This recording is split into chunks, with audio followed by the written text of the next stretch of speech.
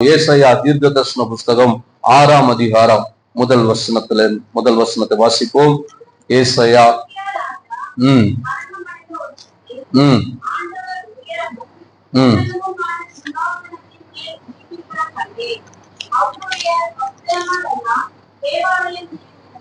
ம் ம் ம்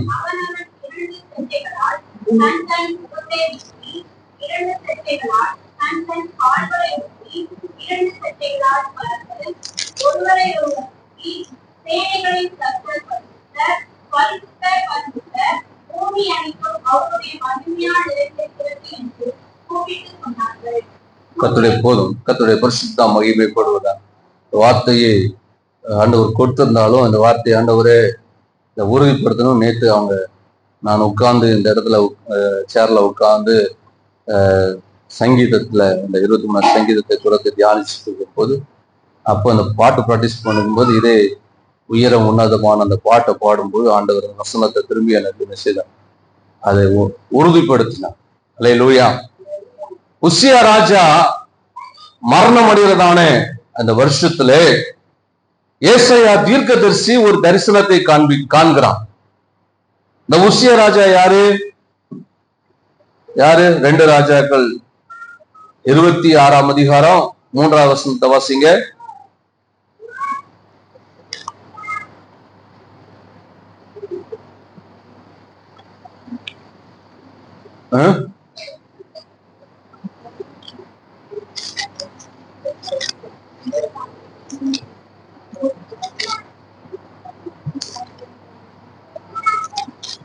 ரெண்டு ராஜாக்கள் 26 இல்லையா? 1 ராஜாக்கள் வாசிங்க.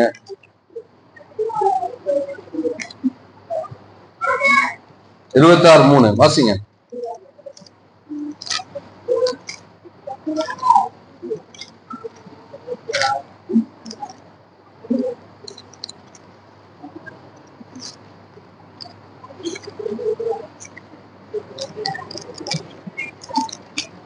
ஒன்னு ராஜாக்கள் இல்ல, 2 ராஜாக்கள் இல்லையா? 2 நாளாகும் 26.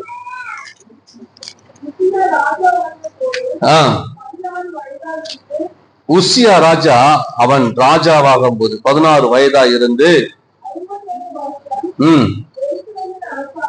பாருங்க, உசியா ராஜா 16 வயதிலே அவன் ராஜாவாகி 52 ஆண்டுகள் என்ன செய்தான், எருசலேமே அவன் ராஜாவா அரசாண்டான். அதுக்கு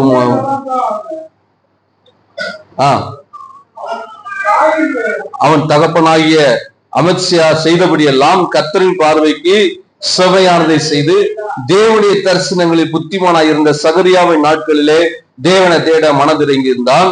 அவன் கர்த்தனை தேடி நாட்களில் தேவன் அவன் காரியங்களை, இந்த உசியா 52 ஆண்டுகள் யூதேயாவிலே எருசலேமிலே அவன் அரசாண்டான்.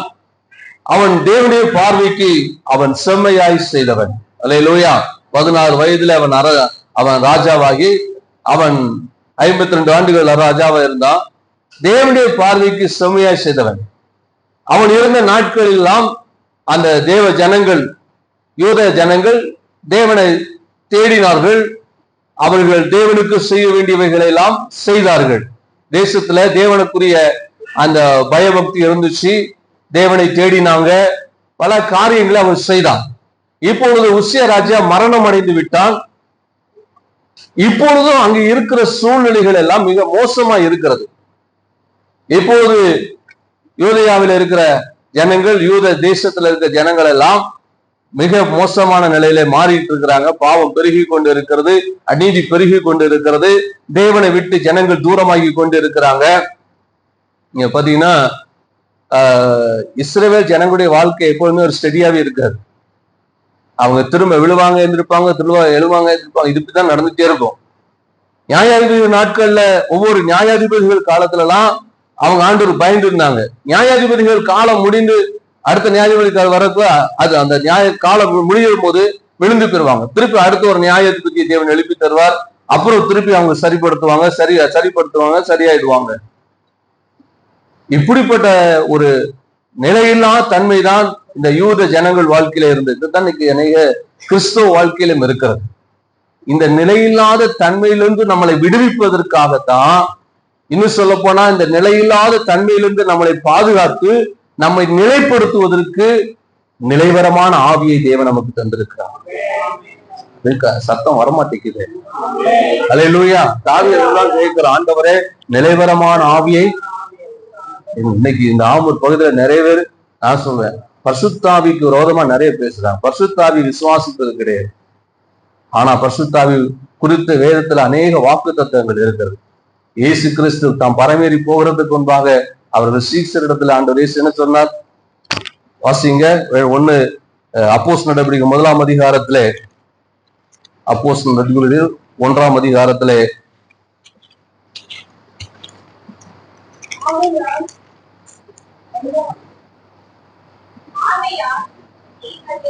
அதாவது 2ஆம் வசனத்துல இருந்து வாசிங்க.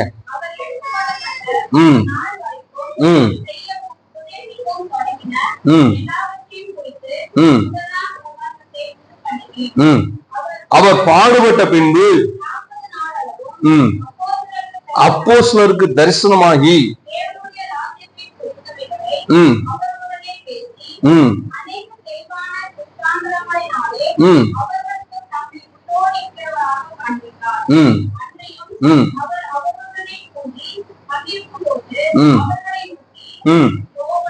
யோவான் ஜலத்தினாலே ஞானஸ்நானம் கொடுத்தான்.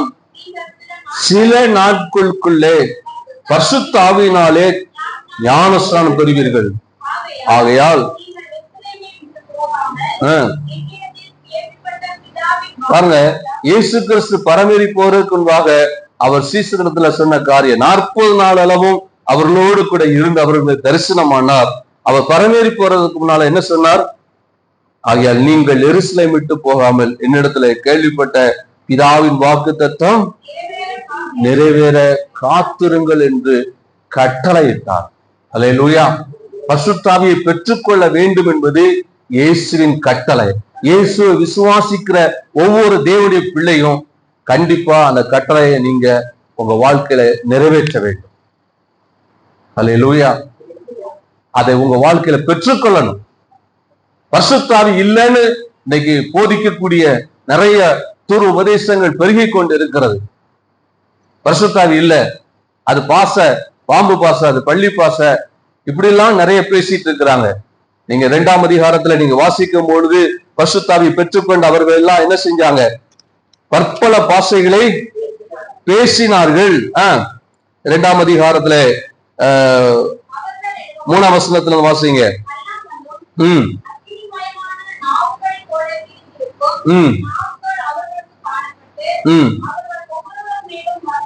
அமர்ந்தது, பரிசுத்த ஆவியினால் நிரப்பப்பட்டு ஆவியானவர் தங்களுக்கு தந்தரின.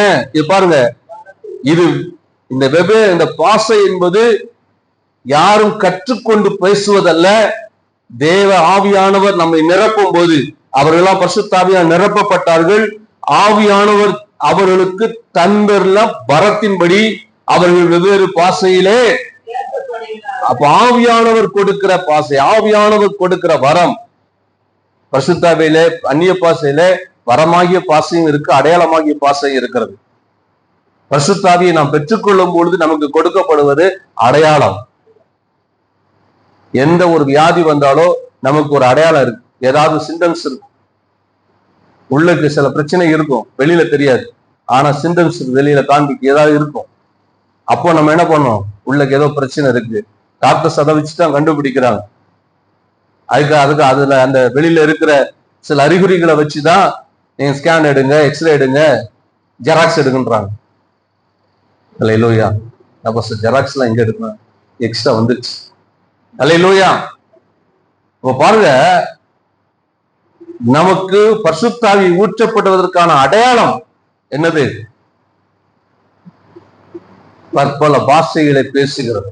இது தேவன் ஆவியாடு நமக்கு கொடுக்கிற பாஷை. அந்த இடத்துல, அதாவது அந்த ஒரு பண்டிகை நாளில், பெந்தேகோஸ்தே என்பது ஒரு பண்டிகை.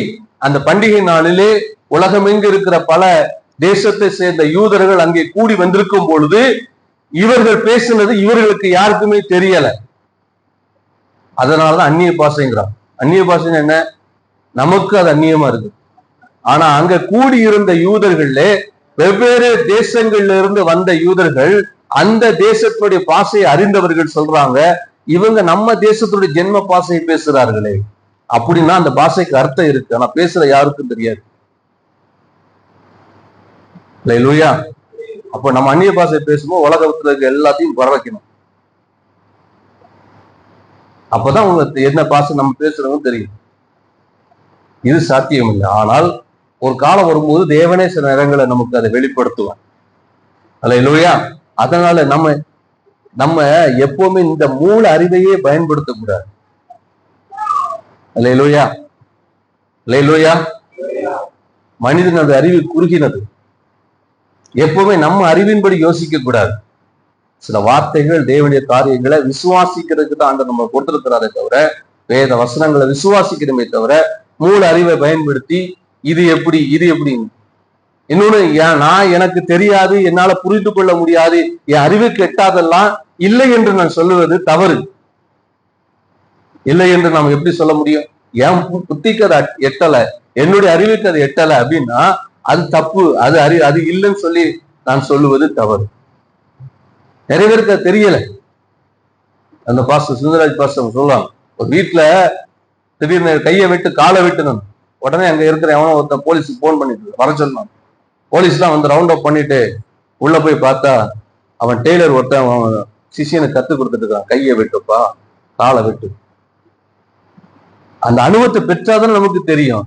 பெறாமல வெளியில இருந்துட்டு இது எப்படி அந்நிய பாஷை எப்படி நீங்க பேசுறீங்க, அது பாசையா?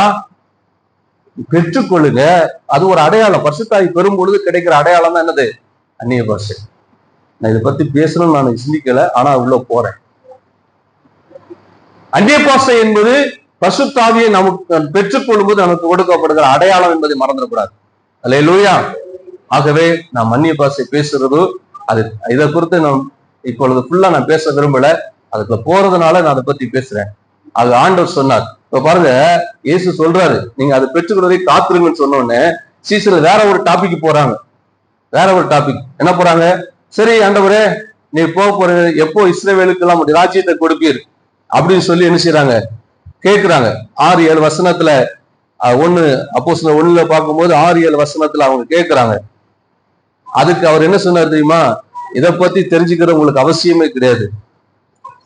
இந்த வேலை இதை குறித்து இது உங்களுக்கு நான் சொன்னதை மட்டும் செய், பரிசுத்தாவி பெற்றுக்கொள்ளும். திருப்பி அதே டாபிக்ல தான் அவர் வர்றாரு. அடுத்து என்ன பதில் வருது? அவங்க கேட்கிறாங்க. சில நேரங்கள் அப்படித்தான் நம்ம மைண்ட் எப்படிதான் அப்படிதான் ஒர்க் ஆகும். அவங்க கேட்கிறாங்க, உங்களுடைய ராஜ்யம் எப்போ வரும்? இஸ்ரவேலுக்கு எப்போ திரும்ப கொடுப்பீரு? எங்களுக்கு எப்போ போஸ்டிங் கிடைக்கும்? ஏன்னா ஏற்கனவே நிறைய பிரசங்கம் பண்ணும்போதெல்லாம் அந்த போஸ்டிங்கை பத்தி பேசிருக்கிறாரு. போஸ்டிங் எப்ப கிடைக்கும்? அது ஒரே வார்த்தையில் சொல்லிட்டாரு, அதெல்லாம் உங்களுக்கு அடுத்ததல்ல, அது பிதா அவர் பார்த்துக்குவார், நீ அதை பத்தி கவலைப்படாத, நான் என்ன சொன்னேன் அதை மட்டும் செய். என்ன சொன்னேன்? பரிசுத்தாவி உங்களிடத்துல வரும்பொழுது நீங்கள் பலனடைந்து எருசலேமிலும் யூதேயாவிலும் யூதேயா முழுவதிலும் சமாரியாவிலும் பூமியின் கடைசி பரிந்தோம். ஆகவே நான் உங்களை பார்த்து இப்பொழுது சொல்லுகிற காரியம் என்னன்னா, எதுக்காக சொல்றேன்னா, யூதர்கள் ஒரு நிலைவரமான ஒரு வாழ்க்கையை அவர்கள் வாழாது எப்பொழுது விழுந்து எழுந்திருக்கிற ஒரு நிலையில இருந்தாங்க. அதற்கு காரணம் அவர்களுக்குள் அந்த நிலையிலா தன்மை இருந்தது. இன்றைக்கு அதை சரிப்படுத்துறதுக்குத்தான் தேவன் நமக்கு நிலையான ஆவியை தந்திருக்கிறார். அல்லேலூயா. இந்த நிலையான அந்த ஆவிதான் நம்மளை என்ன செய்கிறது? நம்மளை விழும்போது நம்மளை தூக்கி நம்மளை எடுக்கிறது. நம்ம ஏதாவது சில தவறா போகும்போது நம்ம தலையில தட்டி சரிப்படுத்துறாரு. ஏன்னா வேதம் அப்படிதான் சொல்லியிருக்கு. அவர் வரும்போது சகல சத்தியத்தும் நடத்துவாராம், பாவத்தை குறித்து நீதியை குறித்து கண்டித்து உணர்த்துவாராம். அல்லேலூயா. ஆகவே பரிசுத்தாவி இருந்தாதான் நாம் ஒரு நிலையான ஒரு கிறிஸ்தவ வாழ்க்கை வாழ முடியும். அதை பெற்றுக்கொள்ள வாஞ்சியுங்கள், ஜெபம் பண்ணுங்க. ஆண்டவர் நிச்சயமா உங்களுக்கு பரிசுத்தாவின் அபிஷேகத்தை தருவார். அந்த ஆவியானவர் உங்களை தொடர்ந்து என்ன செய்வார்? நடத்துவார். சரி, இப்போ யூத ஜனங்கள் இப்படிப்பட்ட ஒரு மோசமான ஒரு காலகட்டத்துல இருக்கும் பொழுதுதான் ஆண்டவர் இந்த ஏசாயா தீர்க்கதரிசிக்கு ஒரு பெரிய ஒரு தரிசனத்தை காண்பிக்கிறார். என்ன காண்பிக்கிறார்? ஒரு உயரமான உன்னதமான ஒரு பெரிய சிங்காசனம் இருக்கிறதையும், அந்த சிங்காசனத்தின் மேலே என்ன தேவாதி தேவன் என்ன செய்கிறார்? வீற்றிருக்கிறார். அவருடைய வஸ்திரத்தின் தொங்கலால் தேவாலயம் என்ன செய்கிறது? அல்லேலூயா, அல்லேலூயா. ஒரு பக்கம் ஏசாயா அன்னைக்கு இருக்கிற காலகட்டத்துல இருக்கிற அந்த யூத ஜனங்களை பார்க்கிறான், அவங்க வாழ்க்கையை பார்க்கிறான். விழுந்து போகிற ஒரு வாழ்க்கை, விழுந்து எழுந்திருக்கிற ஒரு வாழ்க்கை, நிலையற்ற ஒரு வாழ்க்கை. நிறைய பாருங்க, அந்த கிறிஸ்துமஸ், ஈஸ்டர், இதுக்கெல்லாம் ஈஸ்டர் கூட சிலர் வரல. அவங்களாம் ரொம்ப பரிசுத்தவான்கள். சிலர் குட் ஃப்ரைடே கூட வரல. அவங்க சிலர் அதுக்கு மட்டும் வருவாங்க, அதுக்கப்புறம் வரமாட்டாங்க. சிலர் ஒரு திருவிந்துக்கு வருவாங்க, அதுக்கப்புறம் வரமாட்டாங்க. சில ஆட்கள் அந்த மாதிரி முக்கியமான சில காரியங்களுக்கு மட்டும் வருவாங்க, அதுக்கப்புறம் அவங்க எங்க போனாங்க, எங்க இருக்கிறாங்க தெரியவே தெரியாது, கண்டே பிடிக்க முடியாது. போன் பண்ணா கூட எடுக்க மாட்டாங்க. ஏன்னு சொன்னா, நல்லா நான் இதுவரைக்கும் நான் பார்த்திருக்கிற ஊழிய அனுபவத்துல, ஒருத்தர் சபைக்கு வரல, 2 முறை வரல, 3 முறை வரலன்னா, ஒண்ணு அவங்களுக்குள்ள ஏதோ பிரச்சனை இருக்குன்னு, அவங்களுக்குள்ள ஏதாவது சோர்வு, அவங்களுக்குள்ள ஏதாவது பாவம், ஏதாவது குறைவு இருக்கும்போது அவர்கள் சபைக்கு வருகிறத விட்டு விடுறான். ஆனால் நான் விடுறது கிடையாது. அப்படி வராம இருந்தா ஒண்ணு போன் பண்றோம், நேரா போய் சந்திக்கிறோம், ஏதாவது செய்யதான் செய்யும், ஆனாலும் வர்றது கிடையாது. ஏன்னா அவங்களுக்குள்ள இருக்க தவற அவர்கள் உணர்வது கிடையாது. உணர்றாங்க, தெரியுது. ஆனா கடைசியில் என்ன சொல்லுவாங்க? ஒரேடியா சொல்லுவாங்க, சபை சரியில்லை, சபையில் ஆட்கள் சரியில்லை, பாச சரியில்லை. நிறைய பேர் வாழ்க்கையில அவங்களுக்குள்ள ஏதாவது குறை இருக்கிறது நிமித்தம்னா அவர்கள் சபைக்கு வருகிறது நிறுத்துறாங்க. அல்லேலூயா. ஆண்டவர் உங்களை உணர்த்துறாரா? மனம் திரும்புங்க, இந்த தவறுக்கு திரும்புங்க. நீங்க திரும்பணும்னு ஆண்டவர் விரும்புகிறாரே தவிர நீங்க சபைக்கு வரக்கூடாது. பிசாசுடைய வஞ்சகன்னா பாரு, பாரு, பாஸ்டர் குத்தி பேசுறாரு. பாஸ்டர் நீ சொல்ற இங்க வந்து உங்க தவறை குறித்து ஆண்டவர் பேசியும் நீங்க இன்னொரு சர்ச்சைக்கு போய் பாருங்க, அங்கேயும் பேசுவார். நீங்க அந்த காரியத்தை சரிப்படுத்தாத வரைக்கும் தேவன் உங்களை அதுலதான் பேசுவார். அல்லேலூயா. ஆகவே உங்களை சரிப்படுத்துங்க. எதுல நான் தவறு பண்றேனோ அதை சரிப்படுத்தணும்.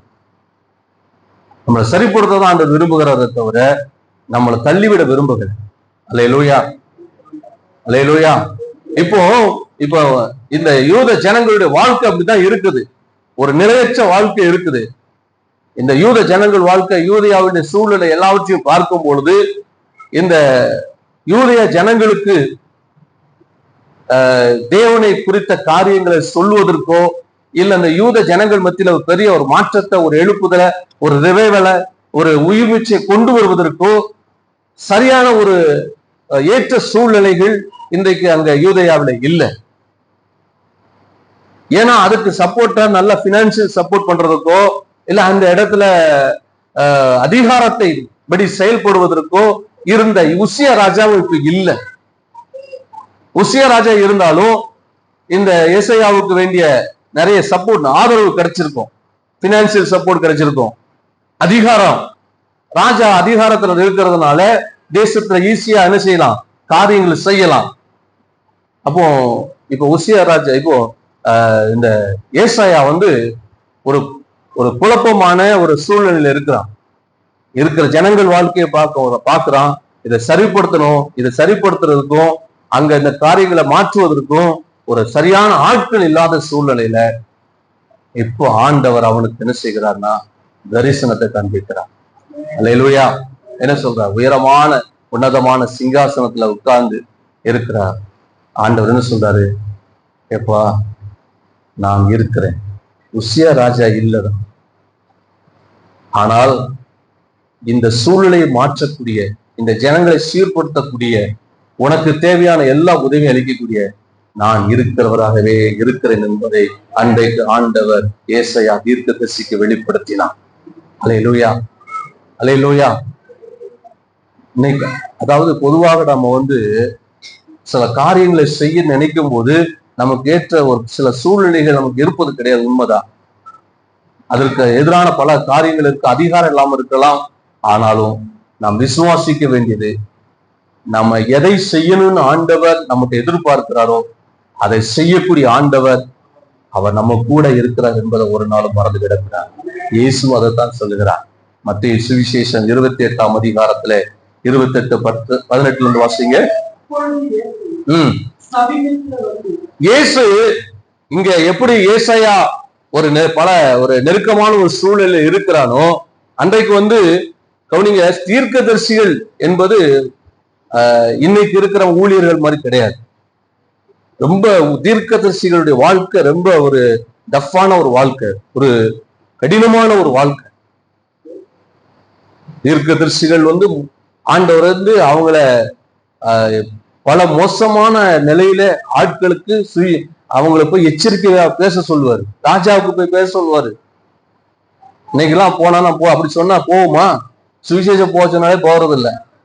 ராஜாக்களுக்கு போய் அந்த ராஜாக்கு சொல்லும் பாரு, சில ராஜா தலையை வெட்டிடுவான். அன்னைக்கு தீர்க்கதரிசி நிலைமை ரொம்ப மோசம். இதைத்தான் இன்னைக்கு இயேசு கிறிஸ்து பாருங்க. இப்ப வாசிங்க மத்தேயு 28. இப்போ இயேசு மரித்து அவர் 40 நாள் அளவு சீசர்களுக்கு தரிசனமாகிட்டு இப்ப அவர் பரலோகத்துக்கு எடுத்துக் கொள்ளப்பட போகிற அந்த நேரத்துல அவர் சீசர்களுக்கு சமீபமா சொல்றாரு, அவர்களை நோக்கி வானத்திலும் பூமியிலும். அல்லேலூயா, கவனிக்கிறீங்களா? அல்லேலூயா. அன்றைக்கு ஏசாயா ஒரு பெரிய தரிசனத்தை பார்க்கிறான். உசியா ராஜா அதிகாரத்தில் இருந்த உசியா ராஜா இல்ல, அதிகாரம் அவனுக்கு இல்ல, அதிகாரத்துல இருந்த எந்த சப்போர்ட்டும் கிடையாது. இப்படிப்பட்ட சூழ்நிலை ஆண்டவர் அவனுக்கு என்ன செய்யறாரு? நான் கூட இருக்கிறோம். ஆண்டவர் அவனுக்கு தரிசனம் ஆரம்பிச்சார். இப்போ இயேசு மரித்தார், அப்ப உயிர் தெழுந்துட்டாரு, இப்ப பரமரி போகிறார். இப்ப சீசருடைய நிலைமை ரொம்ப மோசமான நிலைமை. அவர் மரித்த பொழுதே என்ன செஞ்சாங்க? பயந்து போய் ஓடி ஒளிஞ்சிட்டாங்க. இப்ப பரமரி போறாரு, இப்ப தனியா இருக்கிறாங்க. உயிர் தெழுந்த பிறகு சந்தோஷப்பட்டாங்க, ஆகா வந்துட்டார் நம்ம ஆளு, என்ன நம்முடைய குரு வந்துட்டாருன்னு சந்தோஷப்பட்டாங்க. ஆனா இப்ப என்ன போறாரு? பரமரி போறாரு. பரமரி போகிறதுனால இப்போ சீசர்களுக்குள்ள ஒரு கலக்கம் வருது. இன்னும் இவர் போறாருன்றாரு, போனா நம்ம என்ன பண்றது? அப்போ ஆண்டவர் இயேசு சொல்றாரு, நாம் போனாலும் வாசிங்க அத, ஆகையால் இல்ல 18 வசனம். அப்பொழுது இயேசு சீசர்களை நோக்கி வானத்திலும் பூமியிலும் சகல அதிகாரம் கொடுக்கப்பட்டிருக்கிறது. அல்லேலூயா. இயேசு சொல்லுகிறார், நீங்க இவ்வளவு நாள் அன்றைக்கு அவரை சிலுவையில் அறைய ஒப்பு கொடுத்ததுனால அவரை மாமிசத்துக்குரிய நிலையில மட்டும்தான் நிறைய பார்த்தாங்க. ஆனா இயேசு சொல்லுகிறார், இந்த பூமியில இல்ல, வானத்துல. வானம் என்று சொன்னால் இந்த ஆகாய விரிவில் அல்ல, பரலோகத்திலும் பூமியிலும் பூமியின் கீழும் எனக்கு சகல அதிகாரம் இருக்கிறது. அல்லேலூயா. சில நிறைய பேர் சொல்லுவாங்க, இயேசு ஒரு மனிதன் தானே. ஒரு தேவனுக்கு என்ன அதிகாரமோ அந்த அதிகாரம் இயேசுவுக்கு இருந்தது. இயேசு சொல்லுகிறார், வானத்திலனா பரலோகத்துல அதிகாரம் எந்த மனிதனுக்கும் கிடையாது. பரலோகத்துல தேவனுக்கு மட்டுமே அதிகாரம். இயேசு சொல்லுகிறார், பரலோகத்திலும் பூமியிலும் எனக்கு கொஞ்சம் ஒரு சிறு பகுதியில மட்டும்தான் எனக்கு அங்க பரலோகத்துல அதிகாரம் இருக்குது, எனக்கு ஒரு குறிப்பிட்ட ஏரியாவுக்கு மட்டும்தான் எனக்கு பவர் இருக்குன்னு சொல்லல. என்ன சொல்றாரு? சிலர் வார்த்தைய சத்தமே வரமாட்டேங்குது. பரலோகத்திலும் சகல அதிகாரம் உடையவர், பூமியிலும் சகல அதிகாரம் உடையவர், பூமியின் கீழும் சகல அதிகாரம் உடையவர் ஆண்டவர் இயேசு கிறிஸ்து. எத்தனை பேர் விசுவாசிக்கிறீங்க? நல்ல கரங்களை தட்டி அவருக்கு மகிமை செலுத்துங்க. அல்லேலூயா. இயேசு சகல அதிகாரம் உடையவர். அவர் சொல்றாரு, நீங்க புறப்பட்டு போங்க. தொடர்ந்து வாசிங்க.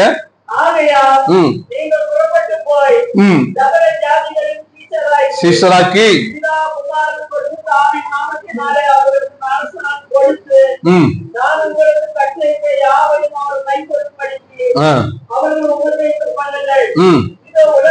இதோ இயேசு சொல்லுகிறார், கவனிங்க, சீஷர்களை பார்த்து சொல்கிறார், நான் மரித்தேன், உயிரோடு இருந்தேன், 40 நாள் உங்களோட இருந்தேன், பரமேறி போறேன்னு கவலைப்படாதீங்க.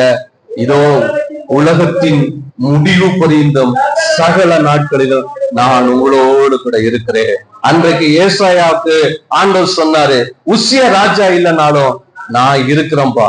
இன்றைக்கும் ஆண்டவர் இயேசு கிறிஸ்து நம்மை பார்த்து சொல்லுகிறார், திருச்சபையே, அவருடைய இரத்தத்தினால் மீட்கப்பட்ட தேவனுடைய பிள்ளையே, திருச்சபைக்கு தலையாய் இருக்கிற இயேசு நம்மை பார்த்து சொல்லுகிறார், நாம் பின்பற்றுகிற இயேசு நம்மை பார்த்து சொல்லுகிறார், இதோ உலகத்தின் முடிவு பரியந்தம் சகல நாட்களும் நான் உங்களோடு கூட இருக்கிறேன். அல்லேலூயா. பக்கத்துல நம்ம பார்த்து சொல்லுங்க, உலகத்தின் முடிவு இருந்தா இயேசு நம்ம கூட இருக்கிறார். அல்லேலூயா. நம்ம இன்னைக்கு என்ன பாக்குறோம் அப்படின்னு சொன்னா, இவ்வளவு பிரச்சனை இருக்கு. நான் சொல்றேன், பிபிஎஸ் அது ஆரம்பிக்கிறதுக்கு முன்னால ஒரு பக்கம் தேவை என்ன பண்ண போறேன், அதுக்கு முன்னால பிள்ளைகள் வந்துச்சுன்னா தரத்துக்கு டீச்சர்ஸ் வேணும், என்னெல்லாம் பண்றது. ஆனா கர்த்தர் கூட இருந்து அவர் அற்புதமாய் ஒவ்வொரு காரியமும் செய்றார். அல்லேலூயா. அதான் சொல்றேன், உங்களை பார்த்து உங்க முன்னால இருக்கிற பிரச்சனை, உங்க வாழ்க்கையில இருக்கிற பல சூழ்நிலைகள், உங்களுக்கு இருக்க எதிர்ப்புகள், போராட்டங்கள், நீங்க அதையே நீங்க பார்த்துட்டு இருக்கிறீங்க.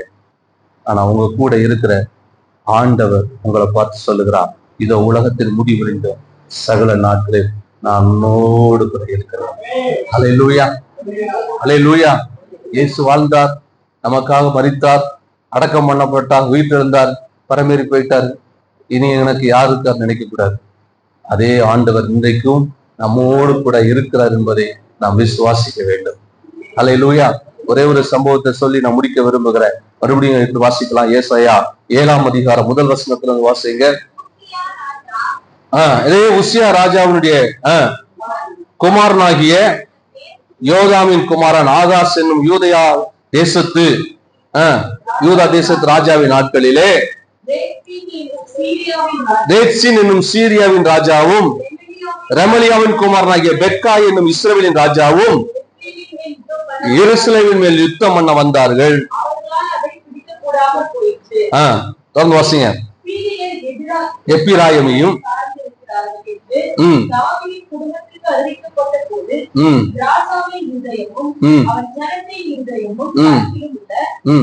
இருதயமும் காட்டில் உள்ள மரங்கள் காற்றினால் அசைகிறது போல்.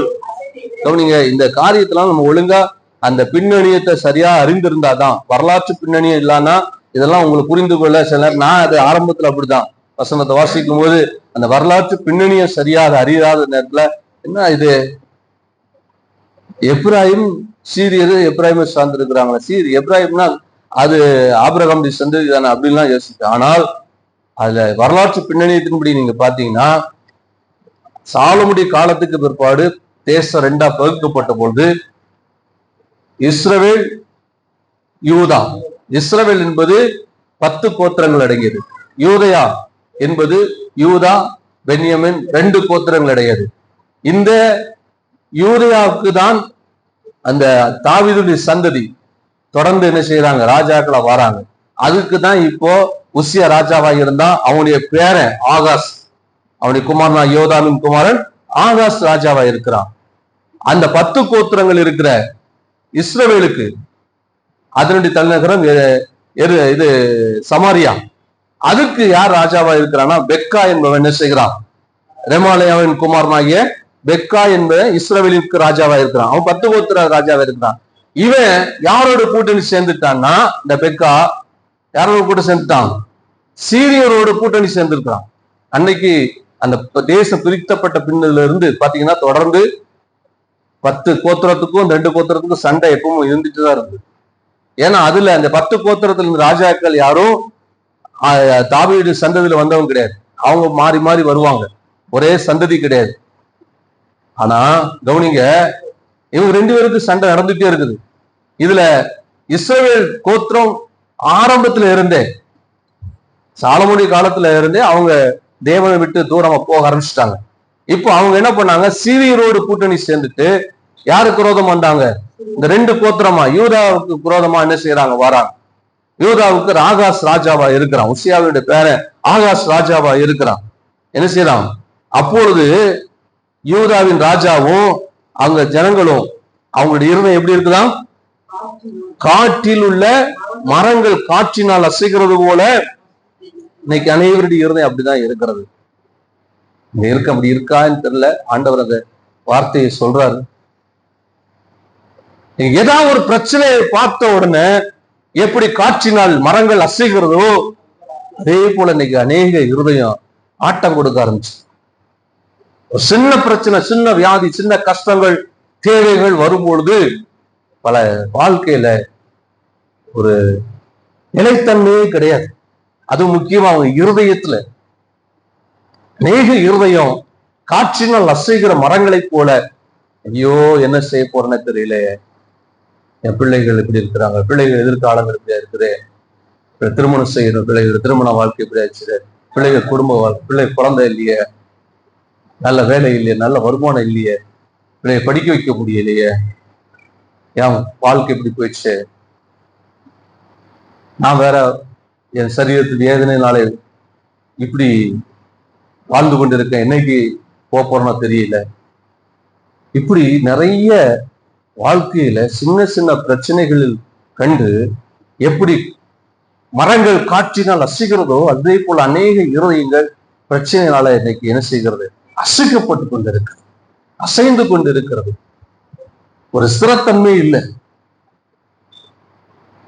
அல்லேலூயா. எத்தனை பேர் அப்படி இருக்கீங்களோ தெரியல. ஆனா ஆண்டவருக்கு சொல்றதுனால சொல்றேன். அல்லேலூயா. அன்றைக்கு எப்படி உசியா ராஜா மரணம் அடைந்த நாளிலே ஏசாயா கலங்கி இருந்தானோ, இயேசு கிறிஸ்து பரமேறி போகிறதுக்கு சீஷர்கள் கலக்கமுற்று இருந்தாங்களோ, அதே போல இப்பொழுது இந்த பெக்கா என்கிற இஸ்ரவேலின் ராஜாவும் சீரியரோடு கூட கூட்டணி சேர்ந்து கொண்டு யூதாவுக்கு விரோதமாக, யூதாவின் ராஜாவாக ஆகாஷ் விரோதமாக வரும் பொழுது அவனோடு கூட அந்த யூத ஜனங்களும் அவருடைய இருதயங்கள் எப்படி இருந்ததா? காற்றினால் மரங்களை செய்கிறது போல அசைந்து. அல்லேலூயா. வாசிங்க தொடர்ந்து. அப்பொழுது கர்த்தர் ஏசாயாவை நோக்கி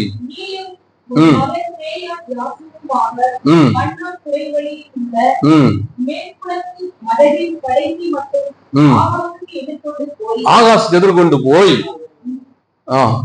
நீ அவனை நோக்கி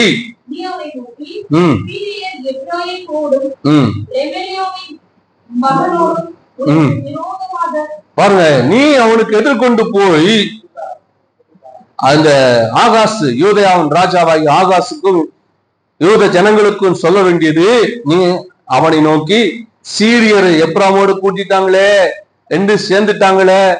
சில இடங்கள்ல நமக்கு என்ன பிரச்சனை தெரியுமா?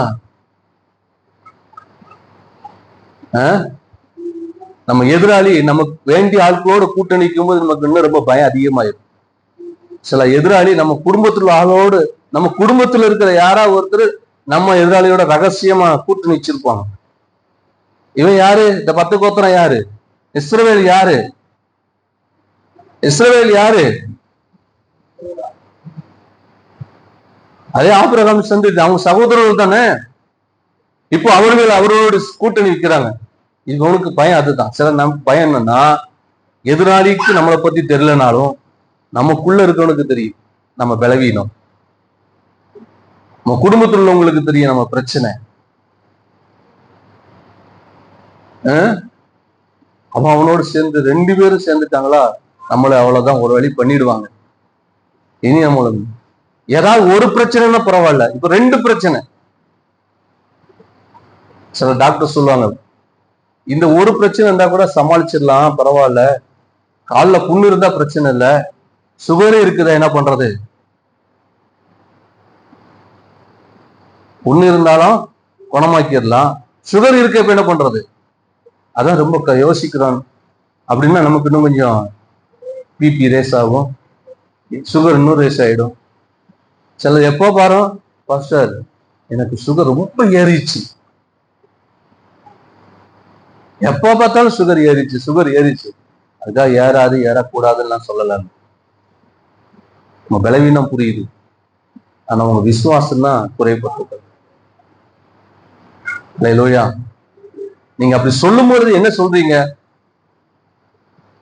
என் வியாதியை சுகமாக முடியாது, எனக்கு இருக்க பலவீனம், எனக்கு இருக்க இந்த கஷ்டம், இது மாறாது. அப்போ நீங்க அங்க சொல்லக்கூடிய செய்தி என்னன்னா, உங்க பிரச்சனையில இருந்து நீங்க விடுதலை ஆக முடியாது, உங்க பிரச்சனையில இருந்து உங்களுக்கு தீர்வு இல்லைங்கிறத நீங்க சொல்றீங்க.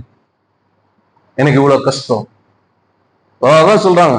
இப்போ எப்ராஹிம் உனக்கு நீ அவர்களை நோக்கி சீரிய எப்ராஹிமோடும் ரெமலியாவின் மகனோடு உனக்கு விரோதமாய் தூர ஆலோசனை பண்ணி யூதாவுக்கு விரோதமாய் போய் அதை நெருக்கி ரெண்டும் சேர்ந்துட்டான். அதான் நெருக்கிறது தான், 2 பேரும் சேர்ந்துட்டாங்களே, 2 பிரச்சனை வந்துச்சு, ஒண்ணுனால பரவாயில்லையே, 2 பிரச்சனை. அதை நெருக்கி நமக்குள்ளே பங்கிட்டு கொண்டு அவங்களுக்குள்ள பிளானு, நம்ம ஒரு ஆளை ஒரு என்ன ராஜா போட்டு வந்துருவோம், ஆகாசம் தூக்கிட்டு நம்ம ஆளை ஒரு ஆள் என்ன செய்யணும் அங்கே ராஜா வாய்க்கிறோம்னு சொல்லிட்டு அவங்க எல்லாம் பிளான் பண்ணி என்ன செய்யறாங்க, அவங்களுக்கு வேண்டிய ஒரு ஆளை ராஜாவை நியமிக்கிறதுக்கெல்லாம் என்ன சொல்லிட்டு வர. இதெல்லாம் ஆகாஷ் கேட்டு, ஆகாஷும் சரி யூத ஜனங்களும் சரி அவங்க என்ன செஞ்சாங்க, பயந்து இருக்கிறாங்க. இப்ப ஆண்டவர் அவங்கள பார்த்து சொல்றாரு, 6ஆம் வசனம் வாசிங்க.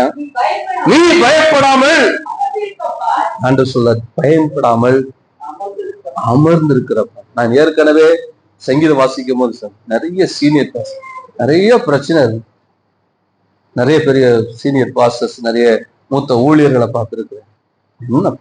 ஆனா ஆள் பார்த்தோன்னா கிழங்கு மாதிரி, இவ்வளவு பிரச்சனையோட இருக்கிற மாதிரி தெரியாது, அவ்வளவு கஷ்டம் அவங்களுக்கு இருக்கிற மாதிரி தெரியாது. ஆனா அவங்க கஷ்டத்தை சொல்லிட்டாங்கன்னா நம்ம எல்லாம் அங்க நிக்க முடியாது. சில நேரங்களில் நம்ம கஷ்டத்தை நம்ம சொல்றதுனால நமக்கு நம்ம பார்க்குற ஆளுகிட்ட கஷ்டமே இல்லைன்னு நினைக்கிறது, அங்கதான் தப்பு பண்றோம். அவங்க கஷ்டத்தை சொன்னா அவ்வளவுதான், கிறிஸ்தவ வாழ்க்கையை விட்டே ஓடிக்கிறீங்க. அல்லேலூயா. பாருங்க சொல்றாரு, பயப்படாமல். இதுதான் உண்மையான கிறிஸ்தவ வாழ்க்கை. அந்த சங்கீதத்துல அவர் நம்ம என்ன செய்யறாரா,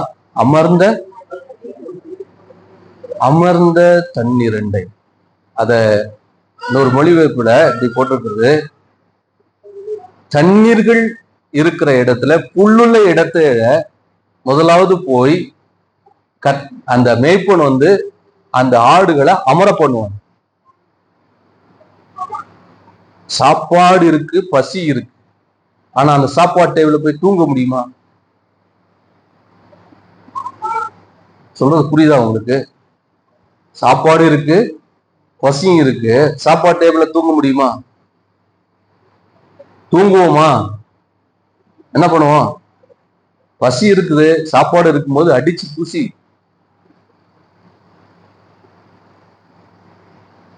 அப்போ சில நேரங்கள்ல பிரச்சனை இருக்கிறது மத்தியில நம்மளால அந்த இடத்துல ஒரு பீஸ்ஃபுல்லா சமாதானமா அமைதியா இருக்க முடியுதா? ஆண்டவருக்கு கூட இருந்தா ஆண்டவர் அதை தான் செய்யறார். அல்லேலூயா. பிரச்சனை இருக்கும், பிரச்சனையை சரிப்படுத்திடுவார். இஸ்ரவேல் ஜனங்கள் அவர்கள் எகிப்திலிருந்து புறப்பட்டு வரும் பொழுது அவர்கள் செங்கடலை கடந்து வந்தாங்க. செங்கடலை கடந்து வரும்பொழுது அவர்களுக்கு தண்ணீர் தேவை இருந்தது. தண்ணீர் தேவையை பார்த்த உடனே ஆண்டவர் சொல்றாங்க, தண்ணீர் இருக்குது, ஆனா தண்ணி குடிக்க முடியலன்னு சொன்ன உடனே சரிப்படுத்திட்டார். ஒரு மரத்தை வெட்டி போட சொன்னார், வெட்டி போட்டாங்க. அந்த தண்ணி கசப்பா இருந்தது, டேஸ்டா மாறிடுச்சு. இப்ப அது பிரச்சனை இல்லை, அவர் உடனே மாத்திடுவாரு. ஆனா ஃபர்ஸ்ட் அந்த இடத்துல நம்ம தேவை பிரச்சனை மத்தியில நம்மள உட்கார செய்யணும்.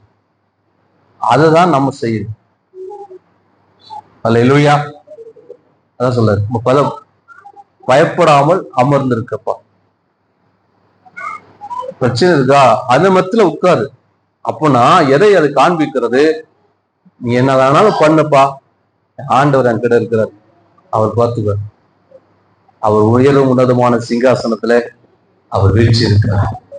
அல்லேலூயா. என் தேவன் சதா காலம் ஜீவிக்கிறார். அல்லேலூயா. அவர் ஏன் கூட இருக்கிறார். இயேசு சொல்லியிருக்கார், மரித்தேனாலும் சதா காலம் உயிரோடு இருக்கிறேன்னு சொல்லியிருக்கிறார். இந்த உலகத்தில் முடிவு சகல நாட்களும் உங்களோடு இருக்கிறேன்னு சொல்லியிருக்கிறார். அப்படி சொல்லி நீங்க அமர்ந்திருக்கிறீங்கன்னா அதுதான் உங்க வாழ்க்கையில் இருக்கிற பிரச்சனைக்கு தீர்வுக்கான முதல் படி. அல்லேலூயா. எங்க பிரச்சனை இருக்கோ அங்க என்ன செய்யணும்? தூங்கணும், அங்க ரெஸ்ட் எடுக்கணும். அல்லேலூயா. எல்லா வேலையும் எல்லா பிரச்சனையும் வைத்து கொண்டு நிம்மதியா இருக்க சூழ்நிலைகள் வரணும். இயேசு அதுதான் செஞ்சார். எங்க தூங்கி இருந்தாரு? கடல் கொந்தளிக்கு கப்பலின் பின்னணியத்துல படம் தூங்கிட்டு இருந்தாரு. ஆண்டவர் நம்ம வாழ்க்கையை செய்ய விரும்புறதுதான். பிரச்சனையை ஈஸியா மாத்திடுவாரு. நீ தூங்க போங்கிறாரு. ஏன்னா நீ அந்த பிரச்சனையை உன்னை தூங்க வச்சுட்டாலே பாதி பிரச்சனை முடியும்.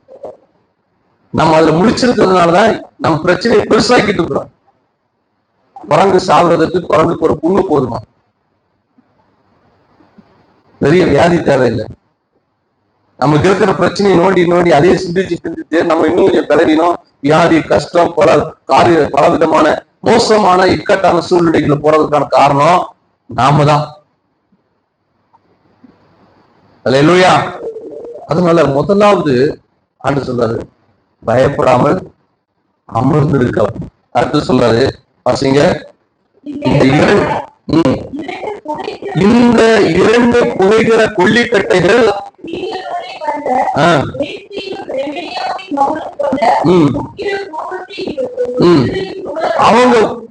அவங்க ரெண்டு பேரும் யாரு? பெக்காவும் ரேத்சீனும். இந்த ரெண்டு பேரும் சீரியனுடைய ராஜாவும் இஸ்ரவேலின் ராஜாவும் வர்றத பார்த்தா பயங்கர கோபக்காரத்துல, அப்படியே கோபக்காரங்க பயங்கர இதா வராங்க. இந்த யூதேயாவே ஒண்ணு இல்லாம ஆக்குறோம் வர்ற மாதிரி வராங்க. ஆனா ஆண்டவர் சொல்றாரு, அந்த ரெண்டும் கொல்லிக்கட்டை இல்ல, புகைகிற கொல்லிக்கட்டை. அது எரியாது, அது ஒண்ணு செய்யாது. அது கண்ணீர்ச்சில தான் உண்டாகும். கண்ணீர்ச்சில பார்த்து பயந்துட்டு இருக்கு. அது புகைகிற கொல்லிக்கட்டை. நம்ம நினைக்கிறோம் ஐயோ ஐயோன்னு. ஆனா ஆண்டவர் சொல்றாரு, அது ரெண்டும் நீ இன்றைக்கு பார்க்கிற பிரச்சனைகள் வெறும் புகைகிற கொல்லிக்கட்டை தான். இதற்கு விசுவாசிக்கிறீங்க. உங்களுக்கு எந்த ஒரு பிரச்சனையா இருக்கலாம், எந்த ஒரு கஷ்டமா இருக்க, எந்த வியாதி, எந்த கடினமா இருக்கலாம், ஐயோ நினைக்கிறீங்க. ஆனா அவைகள் எல்லாம் புகைகிற கொல்லிக்கட்டை. சீக்கிரம் சத்தரிக்கிறாங்க. அதெல்லாம் புகைகிற கொல்லிக்கட்டை. ஆனா என்ன புகையிறதுனால கொஞ்சம் கண்ணீர் சொல்றது. புகைவிடாவும் ஆனா அது ஒண்ணும் செய்ய முடியாது. அதான் சொல்ற. நீ நினைக்கிற மாதிரி அதெல்லாம் எரிகிற கொல்லிக்கட்டை கிடையாது, புகைகிற கொல்லிக்கட்டை. அது அணைய போதும். அல்லேலூயா. அதை கண்டு நீ உன் இருதயம் தோழ வேண்டாம். கர்த்தராகிய ஆண்டவர் அந்த ஆலோசனை நிலை நிற்பதில் என்பதை நமக்கு இன்னும் 65 வருதுல எப்ராயிம் ஜனமா இராதபடிக்கு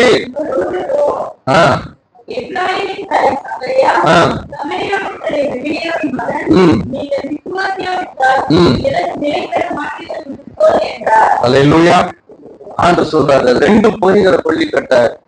நீ அதை கண்டு உன் இருதயம் தோழ வேண்டாம். அவருடைய ஆலோசனை இதை சொல்றது கர்த்தர் சொல்றாரு.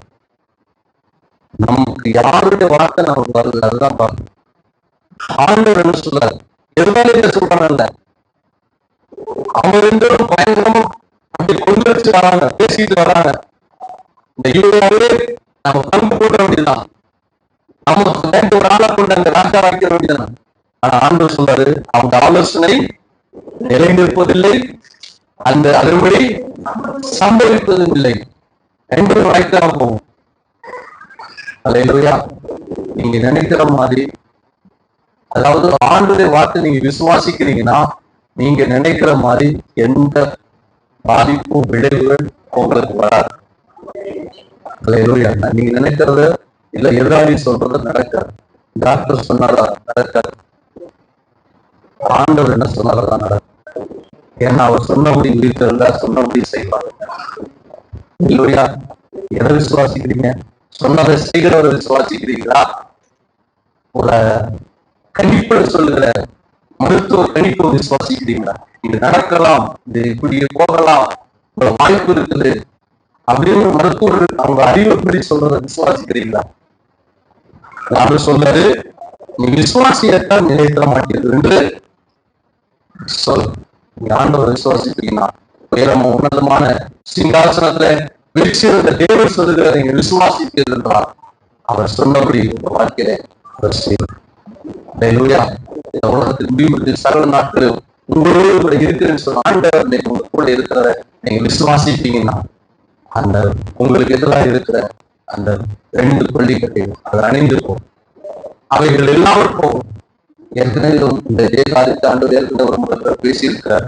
திருமுண்டி ஆண்டவரை கொண்டு உங்களுக்கு ஏற்பட்டுக் கொண்டிருக்கிறார் என்றால் நிச்சயமாக கர்த்தரை உங்கள் வாழ்க்கையை செய்ய போதுமானதாக இருக்கிறார். எங்களை ஜெபிப்போமா? ஹல்லேலூயா.